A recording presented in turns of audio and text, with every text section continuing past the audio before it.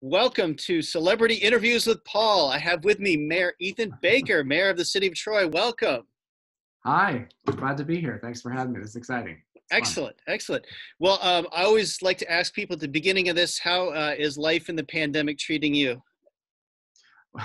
Well, I can complain like everybody else, and I can talk about the good things like everybody else. But we've made the most of it as best we can. It's definitely we have three school-age children, so my wife and I have been homeschooling them with the school's help, obviously, for the Yep. past. I think this is week 10 at this Oh, point. at least. Yeah, we had spring break in the middle of it, which helped. But Yeah. so that's probably been the biggest shift. I mean, we obviously, other than not going into an office every day, and my wife's a marriage and family therapist, so she's been seeing all of her clients on Zoom at home, which has been a new transition and something Hmm. we're all faced with. And my kids are missing their friends. We're missing the social events that we normally do.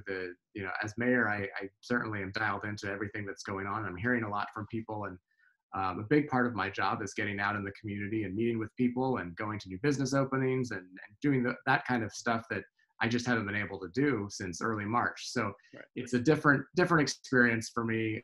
The family, they're rolling with the punches as best they can, anxiously awaiting for a time when they're allowed to do a little bit more, recognizing that it's going to be a little bit different even after those Yeah.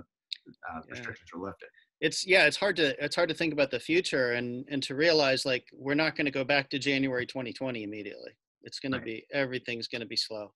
right. Well, so for with regards to City of Troy with the pandemic and with COVID-19, were there plans in place ahead of time? Were there preparations made for something like this? There are definitely, we have an extensive emergency operations plan that gets reviewed and updated accordingly as time goes on. I mean, so it's always ready to go. And we activated our emergency operations plan March 13th, I thought March 11th, I believe, right when this Mhm. was all starting. Yep. We knew that things were about to change, and that is, run through our police department in conjunction with the city manager's office. And I play a small role in that, but really it's the police department and the city manager that oversee that plan. So it's not specifically tailor-made for a pandemic, Hmm. but for an emergency. And that, Okay. as you know, a pandemic is different than a lot of other kind of emergencies. It was more specifically tailored toward a natural disaster or something very region specific. Hmm. It wasn't used to something that you can't see and that shuts down everybody all around you, because everybody's resources are tapped at that point. Right. So it's been an interesting process. It's definitely been run very well. I mean, I'm very impressed and pleased with how the police department has handled it and our city manager. And I imagine that once we get through all this, there'll be some updates made to the plan that specifically address a pandemic, just Sure. because we've learned a lot now over the past few months that we didn't know prior to this. But we had a plan in place. We activated it as soon as possible, and it's been very smooth sailing. In my Well, what are the biggest challenges for the city then in the midst of all this? And as we're going through this into week 10, 11, what are the biggest challenges for us? Well, certainly initially the personal protective equipment for our first responders, recognizing, who's an essential employee, meaning all of our employees are essential in the city of Troy. Right. We believe that, and I believe that personally through everybody. I think the essential versus not essential is not the nicest way of phrasing it, but it was the initial challenges were figuring out, well, how do you shut down City Hall and have people do the work that they need to do from home? Is that Hmm. possible, first of all, right? That was the first step. Yeah. We discovered in Troy, here's some inside baseball information. We discovered that our most recent order of laptops, employee laptops, which were done relatively recently, the laptops that were purchased didn't contain cameras, because at the Oh, time the IT department, city management thought, well, why would they need cameras? right. That's never going to be something that you really need. So everybody got new laptops that didn't have cameras. And so when we tried to do these online meetings, people realized quickly, our Yep. equipment is a little different. But just transitioning people to work at home, recognizing that we still had, there are still essential city functions that have to happen regardless of the economy shut down and the city shut down or not. And trash was still getting picked up. Our streets still have to be maintained. Our sewers and water system, all of that has to be regulated as normal to keep people safe in a whole different way. Right. Same with our police officers and our volunteer fire department, and all of that still has to function. It just has to be done remotely now. And those were the initial challenges, but everybody rose to the occasion, and we've really figured out what is the best way to do it. The other aspect is, we've had to shut down the library and the community center I'm almost out of books, Ethan. I know, right? I'm this close. Now, It's getting. I'm a little anxious. you do know that with your Troy Library card, there's an extensive online resource available. I There mean, you go. there are all kinds of links. And in fact, truth be told, I didn't know about this until fairly recently. If you go on the Troy Public Library website, there are all the different what different applications and websites that Right. you're entitled to use as a member, and there's some really neat ones. I mean, Okay. everything from classes to actual books to Right. Right. movies and television. So look up the online stuff. I know it's a little I'll have to, I know, and Lord knows we all want another screen in our lives right now. yeah, right. Well, that's the thing. But Yeah. so when we shut down the library and the community center, that posed other problems for how, we don't have a separate senior center here in the city of Troy. Our seniors use facilities at the community center. So suddenly that senior kitchen had to be changed and shut down, although we still did do some meals out of there. And then all of the employees related to that, we knew we were facing a summer season where we hired a lot of seasonal employees for like the Troy Aquatic Center, for example. Sure. And because of the shutdown, we weren't able to do that hiring, and we weren't able to do the necessary repairs and work and maintenance on the aquatic center itself. So that's not going to open this season. I don't know if you've seen that, but that's one of the casualties of this for now. And Sure. it's just really, running a whole city. There's so many different moving parts that you have to find. You learn new things each day, and everything was changing daily, and governor's orders changes quite frequently. So trying to keep up with the most updated information has kept all of us on our toes. And we're finally at a place now where we've got the vibe that we're looking back at reopening and what that means, and all of the changes that have had to be made to City Hall to get people back into the building safely. We've made touchless faucets in all of our public bathrooms and city facilities. We're putting proper spacing markers for everybody. Our open counters at City Hall now have plexiglass put up that wasn't there before. So that kind of stuff's been happening all throughout, and it's been quite a learning process, and hopefully we'll get tell me about it. I'm talking about what it'll take to reopen a church, and that's overwhelming too. When you talk about mask wearing and spacing and who can come and who can go and what all that looks like and that kind of stuff too. What have you seen stories of, like, citizens stepping up and helping out or participating or making a difference in the community? I have seen so many, and a wonderful part about being mayor is that people reach out to me to tell me these stories a lot of the time, and I love hearing them, because sometimes you need some good in the midst of all the bad. And I mean, we've had, I can't tell you how many citizens have made masks for individuals. I mean, there's been groups that have given thousands at this point, if they handmade them and delivered them. The Troy School District has done a fantastic job collecting donations, whether that be personal protective equipment for our healthcare heroes and frontline workers, or food for those in need. The collections and the distribution that they've done for the past 2.5 months have been, I really think, a model for the country and how things should be done in that. And it's a testament to our community as to what people are willing to do and how they can rally together to help people out.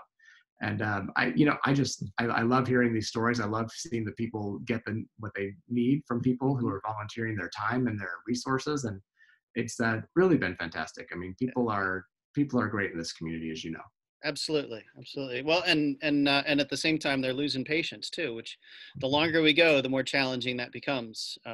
For sure. What changes can we see as we kind of move through the phases of the Michigan Safe Start plan?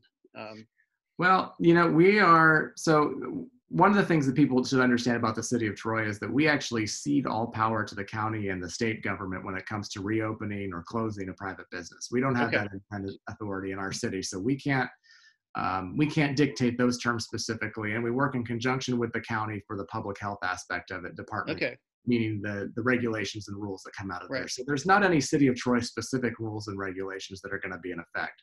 So we look to the county, we look to the state.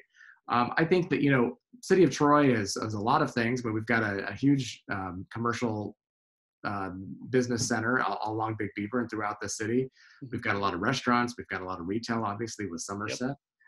So it's important to us that we can get things reopened in a way that are going to be safe, and also help jumpstart our economy back into place. We've got restaurants that keep opening and opening over the course of the past few years. It seems like every time you turn around, there's been a new restaurant. Now we need to figure out how those restaurants can reopen and at what level they'll be able to operate and still function.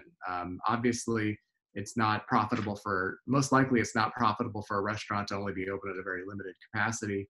They can only do that for so long before it becomes not worth it for them. And certainly as the mayor, I don't want to see a situation where we end up with a bunch of empty restaurants at the end of all of this. Right. Can't be repurposed for anything else. So hopefully the governor's going to be working with the industry to make sure that what they do propose and what they do have for opening works. And I think up north, the regions that have opened so far have opened at 50% capacity. That's better than the initial 25% capacity that I'd heard as a projected possibility. Also, the Liquor Commission in the state has made some changes that are allowing restaurants to have expanded outdoor dining, whether that's in parking lots or maybe even over city sidewalks if there's permission from the city. Some of that may alleviate that. And I think studies have shown that people are more apt to go to a restaurant if they can sit outdoors when they come out of this than going inside. So maybe that'll help some. And we have a lot of parking lots in Troy and a lot of restaurants that could potentially work with that. So I'm hopeful for that aspect of it. And that'll tide us over until about the 6th of September when the snow comes again. Right, when it gets freezing. Right, we'll see what happens. I know. There's no easy answers to any of this stuff, and we're all just trying to figure out how we can accommodate and be gracious and polite to everybody that we hit as we go through too. Because man, that's I have such compassion for the people that are working in the stores and that kind of stuff, and you just kind of see it on their faces. My wife ran into a woman the other day, a clerk that was she'd been treated cruelly by the person before her, and and it was somebody impatient and tired, and we all get there, but if we can spread a little hope and a little compassion for the people around us, that would be good too. So absolutely. And you mentioned initially the focus for personal protective equipment was for the hospital workers, the healthcare heroes, and the frontline responders. And I realized soon that there was a need for our grocery store employees because they're coming into contact with people, and both twofold, both for the customers that were going there, for them to feel safe, and also for the employees themselves. And so I was able to secure a donation for several of our local grocery stores and masks. And I think that made me feel like, okay, it's important that they know that they're being taken care of too. And they really are on the front lines also.